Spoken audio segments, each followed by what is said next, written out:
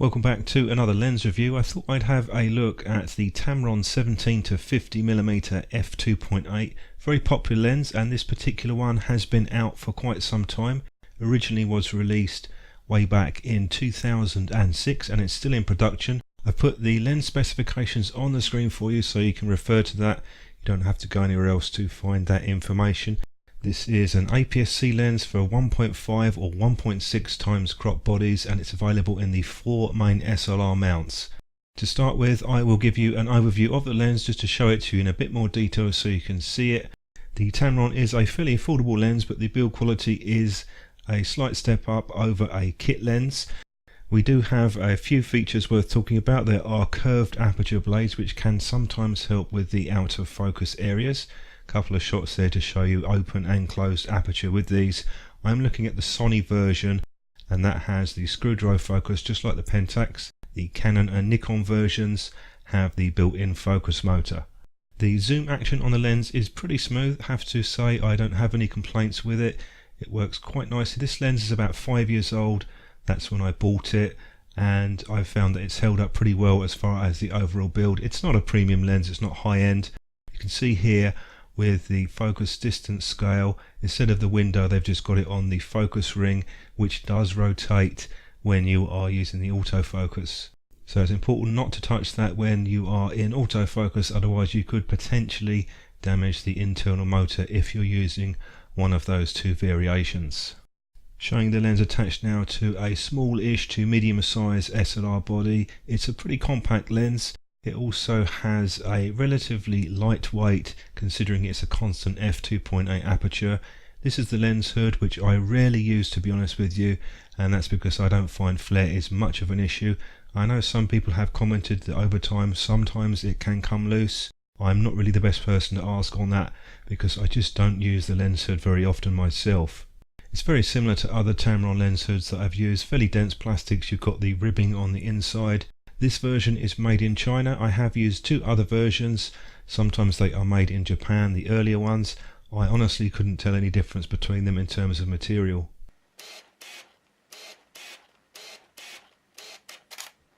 That was just a quick demonstration on the autofocus noise, very similar for the built-in focus motor, so that could be an issue for video, not really for stills photography. The lens does have a lock at the 17mm mark. You can see the tab there that you push down. I have never had a problem with zoom creep on this lens. If you push down a bit harder on the zoom ring, you'll notice there is a bit of flex there. As I said, it's not an expensive lens. Generally speaking, it would be higher quality than a kit lens though. Moving on to some of the optical tests I've done, at 17mm you will notice we do have moderate barrel distortion. It is sharp in the center of the image with good resolution. The edges and corners are a little bit on the soft side. It's only really the extreme edges and corners though, and that does tend to pick up around about f4 and then 5.6. Once you get up to that level, you will find that the edges and corners at the wide end are very good. Once you go into the higher zoom levels, the edge softness is much less of an issue than it is wide open. So take it down to about f5.6 and you should be good to go with the corners. This does have a bit of field curvature, which means that it's not always exactly in focus. A lot of zoom lenses suffer from that.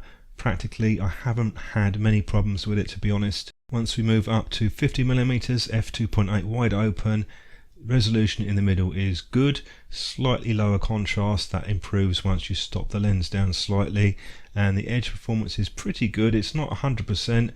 Just stop the lens down, f3.2 to 4.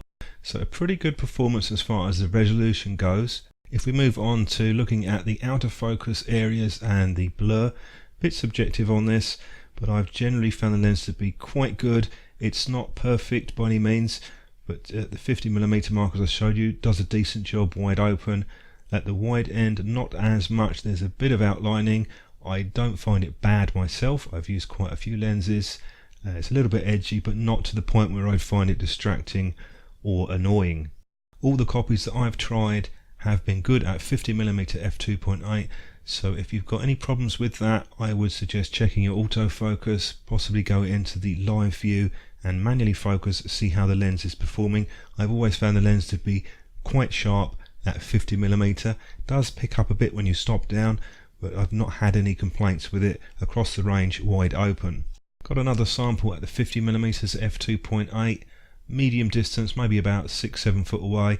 There's not too much to complain about though across most of the image, apart from the slightly lower contrast which you could bump up either in camera or post-processing. You do get a bit of outlining though sometimes with the highlight out of focus areas, and I'll show you that in a little bit more detail looking at the edge of the fountain. Again, very little chromatic aberration at the telephoto end of this lens.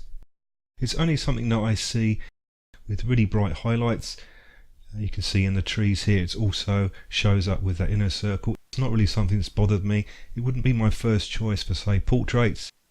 Close focusing ability is quite good, but what I did notice is that when you're right on the minimum focus distance, wide open, it's a bit on the hazy side, and I found that cleared up just by stopping it down to f3.2 or lower. With this shot I've moved back a bit, there's a little bit less contrast, but it's not showing such a hazy effect, so it's something which only seems to be an issue when you are right on the minimum focus distance for this lens. It's not a bad close-up lens, it's just under quarter life-size reproduction. Got a shot at 26mm just to show you the details on this, 24 megapixel sensor, and the lens holds up quite well considering it came out such a long time ago. Did notice some slight chromatic aberration at the wider end of the zoom range. It's not very heavy, it's relatively mild, but it can be there on this lens. Haven't really spotted much chromatic aberration at sort of 35 to 50mm mark. Resolution is good though across the frame once it's stopped down a bit.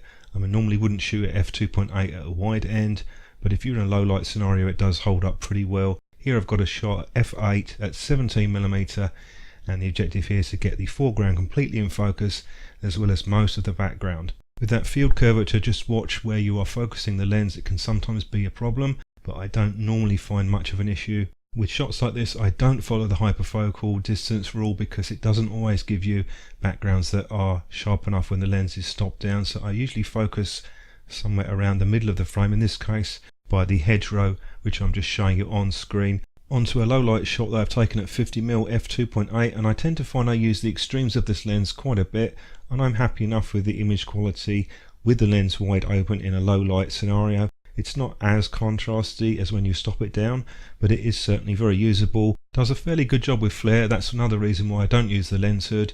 You can see on screen it's just minimal, just in the corner. As a general purpose lens, it's pretty good. It's not necessarily going to be the only choice for specific tasks. You can use it for portraits, but I prefer to use a slightly longer focal length sometimes. You can also use it for landscape shots, and it works quite well for that. It gives you a slightly wider field of view than your standard kit lens does. It's also a significant upgrade over a normal kit lens purely because of the lens speed. You have a constant f2.8. Most of the kit lenses out there are 18 to 55mm, and they start at f3.5 and go to f5.6, and that is a significant difference in terms of low light performance. So at the telephoto end you've 2 stops extra with this lens, and that can make a big difference between using a lower ISO rather than being stuck at a high ISO. So a faster lens is always going to be a better bet in a low light scenario. You've also got a bit more depth of field control with this. It's a general purpose all-round lens, and for the price it's a relatively good choice for Aps-C cameras. The manual focus can be a little bit tricky at times because it's such a short throw and it doesn't really have as much dampening as I would like to have. It's usable, but it's not as good as it could be. The only other potential downside is if you're using Canon or Nikon. There's no image stabilization with this. Not a bad lens, particularly in terms of price on the second-hand market, so worth hunting around for one of these. Don't forget to subscribe to the channel where I'll be doing more photography content over a longer period of time, and thanks very much for watching.